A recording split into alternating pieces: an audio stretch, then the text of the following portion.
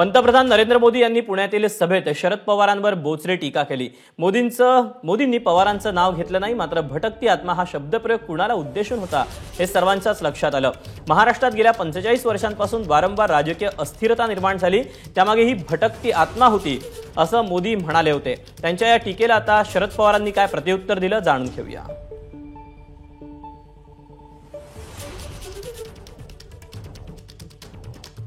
कि कुछ भटकती आत्माएं होती है,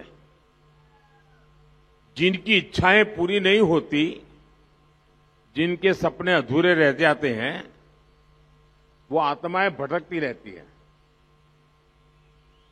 और फिर खुद का नहीं हुआ तो औरों का भी बिगाड़ने में उनको मजा आता है। हमारा महाराष्ट्र भी ऐसी भटकती आत्माओं का शिकार हो चुका है। एकेकाळी त्यांनी भाषण केलं होतं, शरद पवारांच्या बोटाला धरून मी राजकारणात आलो, हे त्यांनी एकेकाळी सांगितलं होतं। आणि काल त्यांनी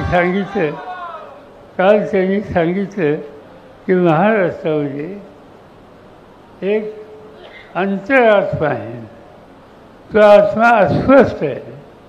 तो गेल्या 45 वर्ष महाराष्ट्रामध्ये अस्वस्थता निर्माण करतोय, सरकारही खराब करतोय, सरकारला अडचणीत आणतोय।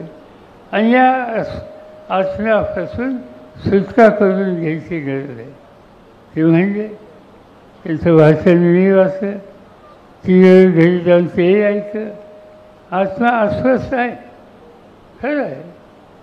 तो अस्वस्थ स्वतःच्या स्वार्थासाठी नाही, माझ्या शेतकऱ्याच्या हिताचं दुखणं मांडायचं असेल तर त्यासाठी अस्वस्थ हा उदाहरण पाहिजे।